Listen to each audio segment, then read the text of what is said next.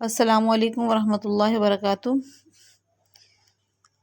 آج ہم صورت آل عمران کی آیت نمبر 181 تا 190 تک کا ترجمہ اور تفسیر پڑھیں گے۔ پہلے ہم لفظی ترجمہ، پھر بامحاورہ ترجمہ اور پھر مختصر تفسیر کریں گے۔ تو چلیے شروع کرتے ہیں۔ اعوذ باللہ من الشیطان الرجیم، بسم اللہ الرحمن الرحیم۔ لقد سمع الله قول الذين قالوا ان الله فقير ونحن اغنياء۔ لقد البتہ تحقیق، سمع اللہ سن لیا اللہ تعالیٰ نے، قول الذین قول ان لوگوں کا جنہوں نے قالو کہا، ان اللہ کہ بے شک اللہ تعالیٰ فقیر فقیر ہے، ونحن اور ہم اغنیاء ہم غنی ہیں اور ہم مالدار ہیں۔ سنکتب ما قالوا وقتلهم الانبیاء بغیر حق، جلد ہی ہم لکھ لیں گے، یعنی ان کے اعمال نامے میں لکھ لیں گے، ماں وہ جو کہ قالو انہوں نے کہا ہے، وقتلهم الانبیاء بغیر حق اور ان کا قتل کرنا انبیاء کو ناحق، یعنی انبیاء کے ناحق قتل کرنے کو بھی لکھ لیں گے۔ وَنَقُولُ اور ہم کہیں گے، یعنی اس کے بعد پھر ہم ان کو کہیں گے آخرت میں، ذوقوا عذاب الحریق، چکھو تم عذاب جلنے کا۔ اس کا بامحاورہ ترجمہ ہوگا، اللہ نے ان لوگوں کی بات سن لی ہے جو یہ کہتے ہیں کہ اللہ فقیر ہے اور ہم مالدار ہیں، ہم ان کی یہ بات بھی لکھ لیتے ہیں اور انہوں نے انبیاء کو جو ناحق قتل کیا ہے اس کو بھی، اور کہیں گے کہ دہکتی ہوئی آگ کا مزہ چکھو۔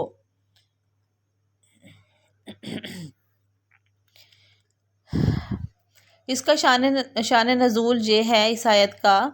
کہ جب زکوٰۃ وغیرہ کے کام آئے تو بعض یہودیوں نے ان کا مذاق اڑاتے ہوئے اس قسم کے گستاخانہ جملے کہے تھے۔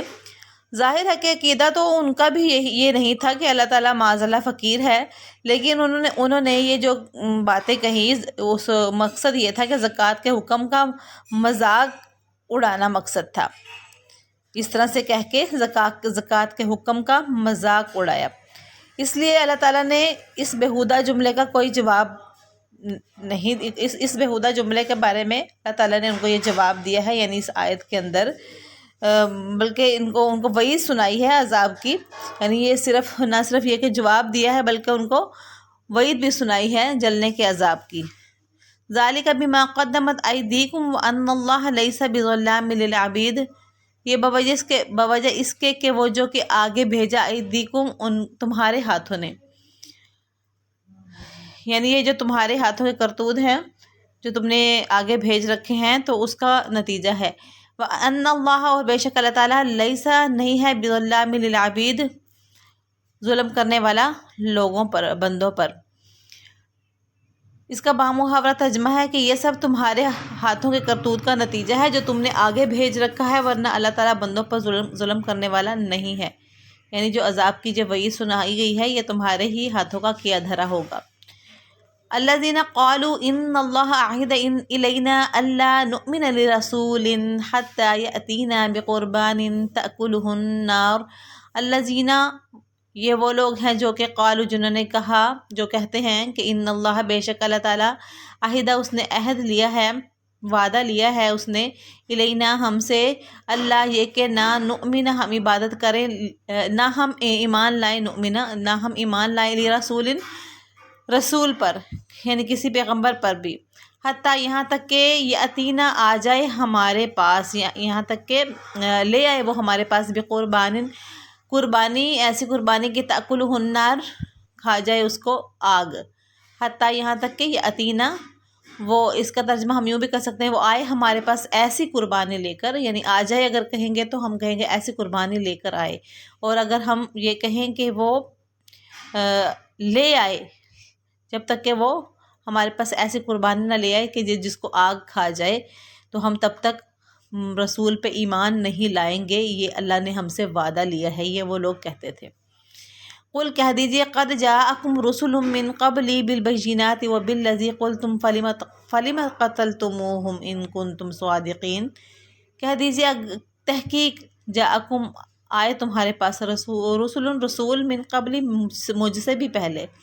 یعنی آپ صلی اللہ علیہ وسلم کو اللہ تعالیٰ نے فرمایا ان کو کہہ دیجئے جو ایسی باتیں کرتے ہیں کہ تحقیق تمہارے پاس میرے سے بھی پہلے رسول تو آئے تھے بالبینات روشن دلیلیں لے کے، اور بالذی اور وہ چیز لے کر بھی جو کل تم نے کہی ہے، یعنی جو تم اب کہہ رہے ہو، تم مجھ سے مانگ رہے ہو جو دلیل، یعنی وہ جو کہتے ہیں کہ ہم نے تو کبھی ایسے رسول پہ، کسی بھی رسول پہ ایمان نہیں لائے، ہمیں اللہ نے یہ حکم دیا، ہم سے عہد لیا کہ جب تک کوئی بھی رسول آئے تو وہ جب تک ایسی قربانی نہ لے کے آئے معجزے کے طور پہ کہ جس کو آگ کھا جائے، تو تب تک اس پہ ایمان نہ لانا۔ تو اس لیے فرمایا کہ کل تم وہ ساتھ اس چیز کے بھی وہ جو کہ تم نے کہی، یعنی ایسی چیز، ایسی قربانی بھی وہ تو لے کے آئے تھے، روشن دلیلیں، یعنی اور بھی معجزے بھی لے کے آئے تھے، اور اس کے ساتھ ساتھ یہی وہ جو نشانی تم بتا رہے ہو، یہ والی نشانی بھی وہ لے کے آئے تھے، یہ والا معجزہ بھی وہ لے کے آئے تھے۔ تو فلم قتلتموہم، پس کیوں تم نے قتل کیا تھا ان کو، ان کنتم صادقین، اگر تم سچے ہو۔ اس کا پہلے بامحاورہ ترجمہ سن لیں۔ یہ وہ لوگ ہیں جو کہتے ہیں کہ اللہ نے ہم سے یہ وعدہ لیا ہے کہ کسی پیغمبر پر اس وقت تک ایمان نہ لائیں جب تک وہ ہمارے پاس ایسی قربانی لے کر نہ آئے جسے آگ کھا جائے۔ تم کہو کہ مجھ سے پہلے تمہارے پاس بہت سے پیغمبر کھلی نشانیاں بھی لے کر آئے، اور وہ چیز بھی جس کے بارے میں تم نے کہا ہے، یعنی ابھی جو تم نے مجھ سے کہا ہے وہ بھی لائے تھے وہ،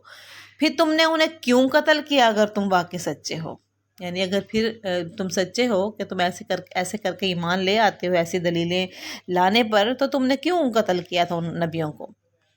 اصل میں بات یہ ہے کہ پچھلے انبیاء کرام کے زمانے میں طریقہ یہ تھا کہ جب کوئی شخص اللہ تعالیٰ کی خوشنودی کے لیے، اللہ کی رضا کے لیے کوئی جانور قربان کرتا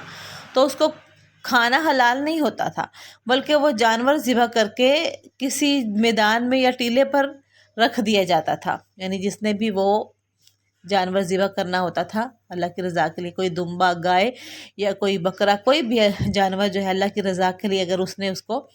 ذبح کرنا ہوتا تھا، وہ کسی میدان یا ٹیلے پر رکھ دیتا تھا۔ اگر اللہ تعالیٰ قربانی قبول فرماتے تو آسمان سے ایک آگ آ کر اس قربانی کو کھا لیتی تھی،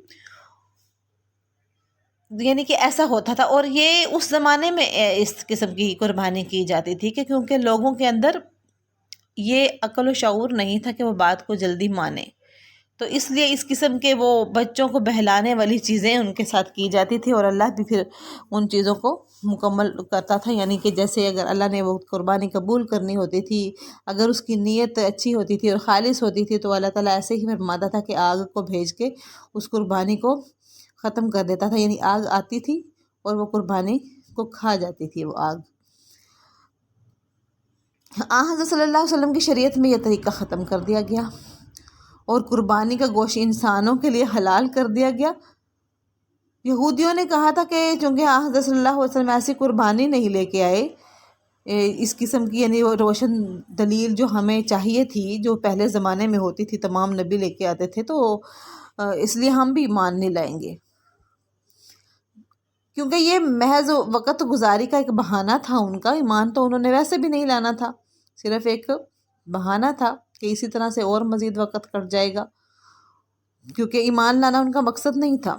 اور یہ بات کہنا ان کا ایمان اس لیے نہیں تھا کہ وہ ایمان ضرور لائیں گے اگر ایسا ہو جاتا۔ اگر ایسا ہوتا تو پہلے نبیوں پہ کیوں نہیں ایمان لائے تھے؟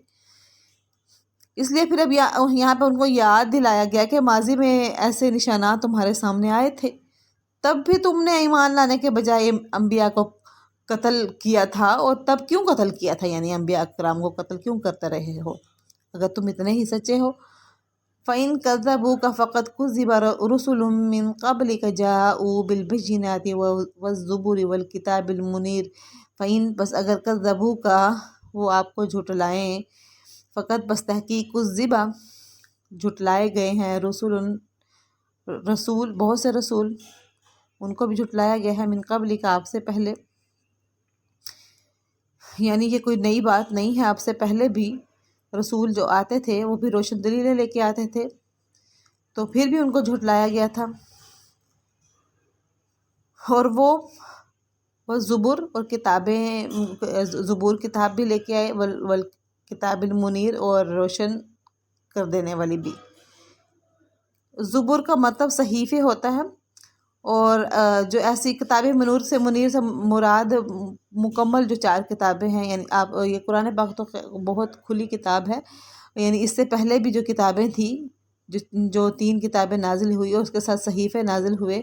وہ بھی وہ لے کے آتے رہے ہیں، تو تم نے تو پھر بھی رسولوں کو جھٹلایا تھا۔ کل نفس ذائقۃ الموت، ہر ایک جان کو موت کا مزہ چکھنا ہے۔ وَإِنَّمَا تُوَفُّونَ أُجُورَكُمْ يَوْمَ الْقِيَامَةِ وَإِنَّمَا تُوَفَّوْنَ أُجُورَكُمْ يَوْمَ الْقِيَامَةِ کل نفس ذائقۃ الموت، ہر ایک جان کو موت کا مزہ چکھنا ہے۔ وَإِنَّمَا، اور بے شک وہ جو کہ توفونا، تم اور بے شک پورا تم دیے جاؤ گے، اجورکم، اجر اپنا، یوم القیامہ، قیامت کے دن، یعنی تم سب کو ملے گا پورا اجر، یعنی کہ تمہارے اعمال کا اجر جو ہے پورا ملے گا تمہیں قیامت کے دن۔ فمن زحزح عن النار، فمن، پس جو کوئی بھی زحزح، دور ہو گیا، عن النار، آگ سے، یعنی کہ آگ سے ہٹا لیا گیا، دور کر دیا گیا، وادخل، اور داخل کیا گیا، الجنہ، جنت میں، فقد فاز، پس تحقیق وہ کامیاب ہو گیا۔ اور اس کامیابی سے مراد صحیح معنوں میں کامیابی ہے، جو اصل کامیابی ہوتی ہے۔ وَمَا الْحَيَاةُ الدُّنْيَا إِلَّا مَتَاعُ الْغُرُورِ، اور نہیں ہے دنیا کی زندگی مگر دھوکے کا سامان ہے، یعنی دنیا کی زندگی صرف دھوکے کا سامان ہے، اس کے مقابلے، اور اس کے علاوہ کچھ بھی نہیں ہے، یعنی جنت کے مقابلے میں کوئی چیز بھی نہیں ہے۔ اس کا بامحاورہ ترجمہ یہ ہے کہ ہر جاندار کو موت کا مزہ چکھنا ہے، اور تم سب کو پورے بدلے قیامت کے ہی دن ملیں گے۔ پھر جس کسی کو دوزخ سے دور ہٹا لیا گیا اور جنت میں داخل کر دیا گیا، وہ صحیح معنوں میں کامیاب ہو گیا، اور یہ دنیاوی زندگی تو دھوکے کے سامان کے سوا کچھ بھی نہیں ہے۔ اب یہاں پہ دنیاوی زندگی کو دھوکے کا سامان کہا گیا، اور آپ صلی اللہ علیہ وسلم نے ایک جگہ فرمایا ہے کہ الدنیا مزرعۃ الآخرہ۔ تو اگر کوئی سمجھے کہ یہ تو دونوں باتیں متضاد ہو گئی ہیں، تو یہاں پہ جو تفسیر علماء اکرام نے کی ہے وہ یہ ہے کہ جنہوں نے اپنا مطلوب اور مقصود دنیا کی زندگی کو بنا لیا،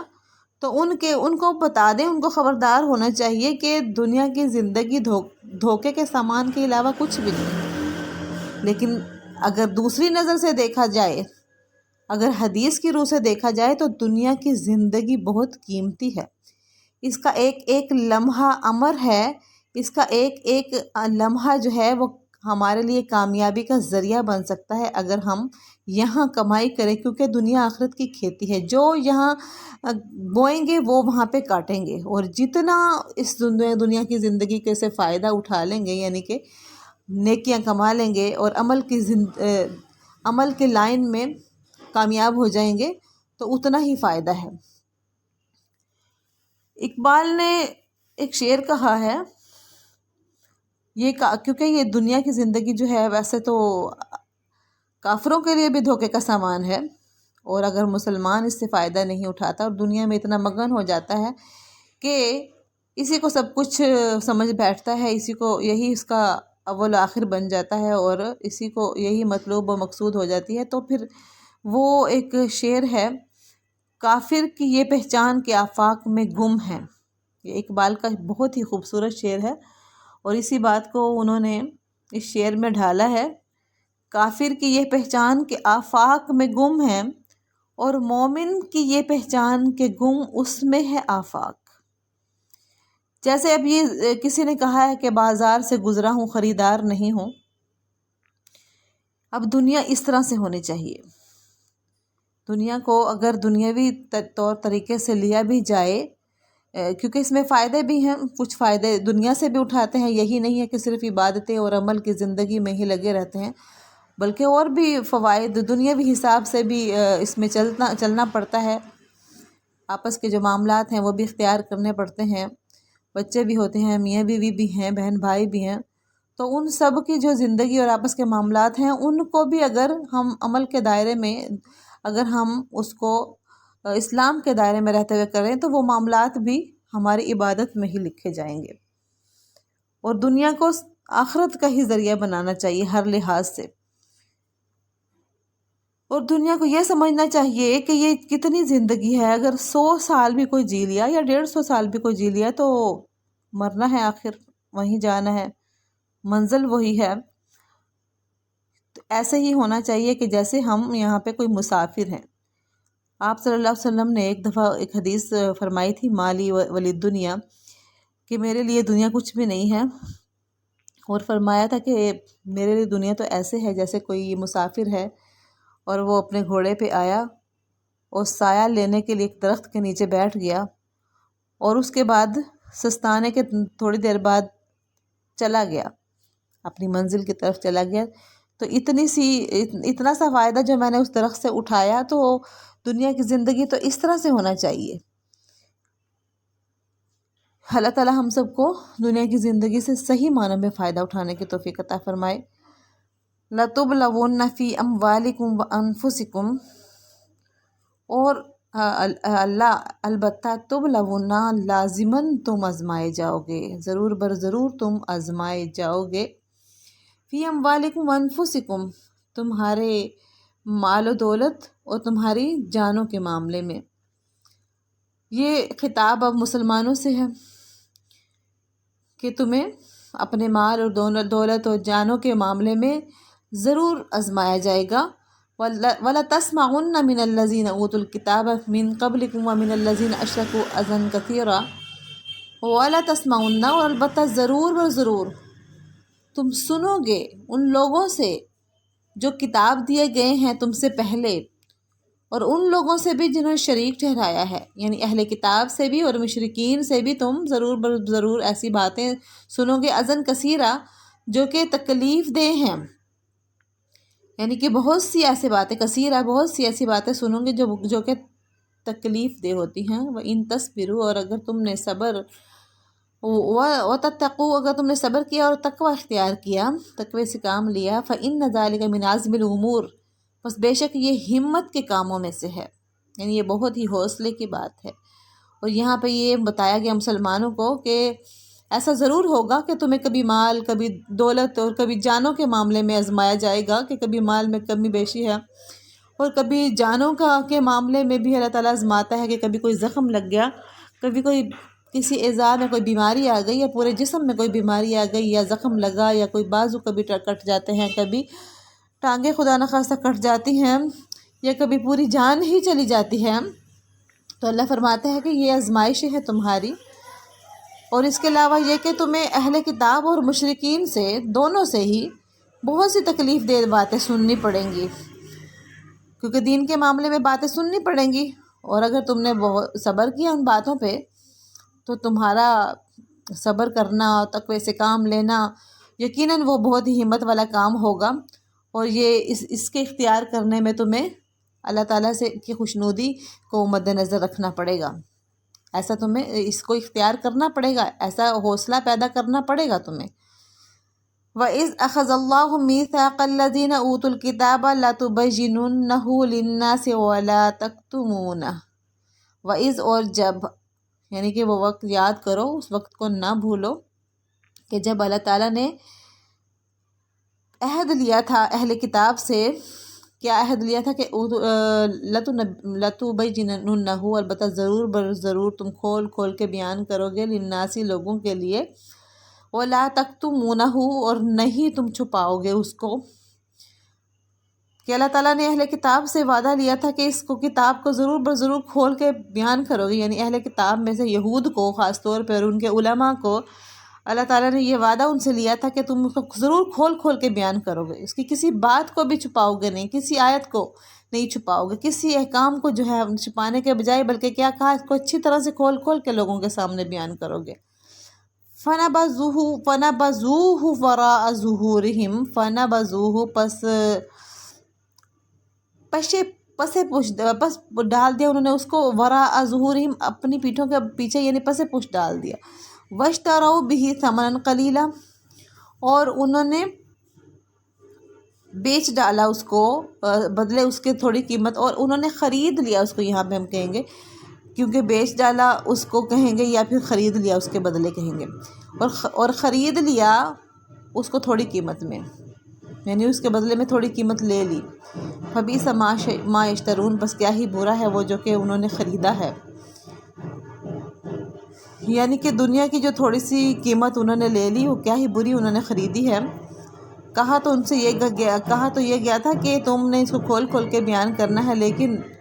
وہ اپنی بڑائی کے لیے وہ یہ چاہتے تھے کہ ہماری بڑائی ہو اور لوگ ہمیں سلام کریں،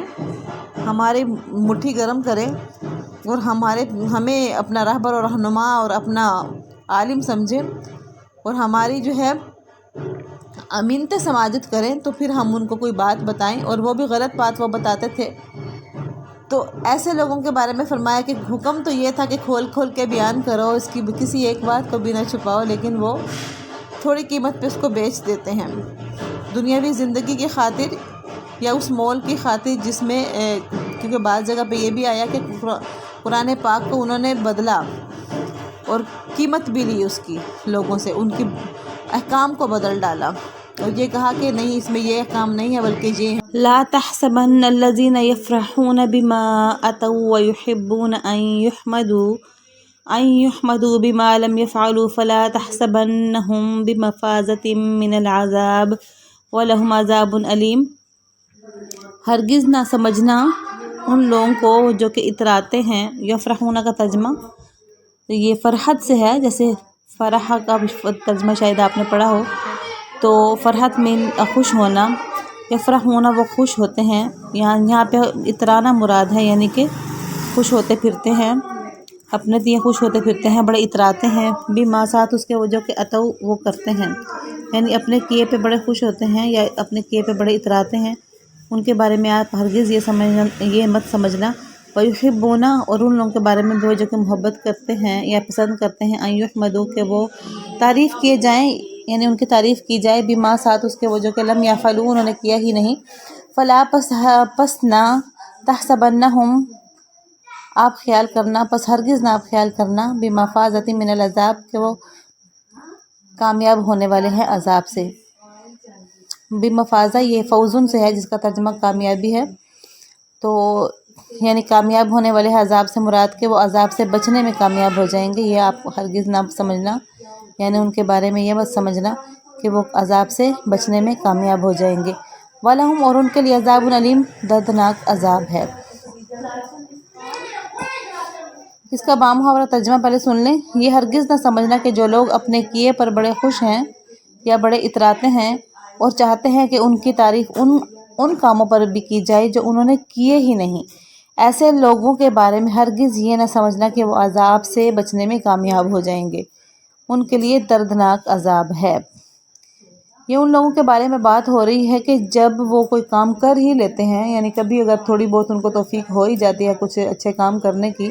یا چھوٹا موٹا اچھا کام کرنے کی، تو ڈھنڈورا پیٹتے ہیں ان کاموں کا اور بڑے اتراتے پھرتے ہیں کہ ہم نے تو وہ کیا، ہم نے یہ کیا، ہم نے تو فلاں کیا، یعنی اس کو بہت گنواتے ہیں۔ اور وہ لوگ جو کہ کبھی کچھ کرتے بھی نہیں ہیں، یعنی جو کام کیا بھی نہیں ہوتا سرے سے، تو وہ چاہتے ہیں کہ ہماری ان کاموں پہ بھی تعریف کی جائے کہ جو سرے سے وہ کرتے ہی نہیں ہیں۔ تو ان دونوں قسموں کے لوگوں کے بارے میں اللہ تعالیٰ فرما رہا ہے کہ ہرگز یہ نہ سمجھا جائے کہ یہ عذاب سے کامیاب ہونے والے ہیں، بلکہ ان کو دردناک عذاب مل کے رہے گا جو ان کے لیے تیار کیا گیا ہے۔ وَلِلَّهِ مُلْكُ السَّمَاوَاتِ وَالْأَرْضِ وَاللَّهُ عَلَىٰ كُلِّ شَيْءٍ قَدِيرٌ اور اللہ ہی کے لیے ہے آسمان و زمین کی بادشاہت، اور اللہ تعالیٰ ہی ہر چیز پر قدرت رکھنے والا ہے۔ اس کا بامحاورہ ترجمہ ہے، اور آسمان و زمین کی بادشاہت صرف اللہ کی ہے اور اللہ ہر چیز پر مکمل قدرت رکھتا ہے۔ إِنَّ فِي خَلْقِ السَّمَاوَاتِ وَالْأَرْضِ وَاخْتِلَافِ اللَّيْلِ وَالنَّهَارِ لَآيَاتٍ لِأُولِي الْأَلْبَابِ إِنَّ بے شک فی خلق السماواتی آسمان کی پیدائش میں، والارض اور زمین کی، واختلافی اور اختلاف، لیلی رات کا، والنہاری اور دن کا، لآیات لأولی الالباب لآیات نشانیاں ہیں، لأولی الالباب عقل والوں کے لیے۔ اس کا بامحاورہ ترجمہ ہے، بے شک آسمان و زمین کی تخلیق میں اور رات دن کے بدلنے میں ان عقل والوں کے لیے بڑی بڑی نشانیاں ہیں، یعنی جو بھی عقل والے ہیں وہ آسمان و زمین کی پیدائش سے لے کے رات دن کے بدلنے تک اور زمین میں جتنے بھی ہونے والے لیل و نہار میں جتنی بھی ہونے والی تبدیلیاں ہیں ان سب سے سبق سیکھتے ہیں اور اللہ تعالیٰ کی قدرتوں کو سمجھتے ہیں، اور بہت سی نشانیاں ان کو مل جاتی ہیں، لیکن جو سمجھنا ہی نہیں چاہتے ان کو کسی بھی نشانی یا معجزے کی ضرورت نہیں ہے، کیونکہ سب سے بڑے معجزات تو ہم دن رات دیکھتے ہیں جو اللہ تعالیٰ نے ہمیں عطا فرما رکھے ہیں۔ اگر کوئی چاہے تو ان سب تبدیلیوں کو دیکھتے ہوئے، رات دن کے بدلنے کو دیکھتے ہوئے بھی عقل پکڑ سکتا ہے، اللہ کی نشانیوں کو سمجھتے ہوئے اللہ تک پہنچ سکتا ہے۔ اسی طرح سے ہمیں دن رات بہت سی چیزیں ملتی ہیں جن کا ہم مشاہدہ کرتے ہیں، تو اللہ تک پہنچنے میں تمام ان چیزوں کی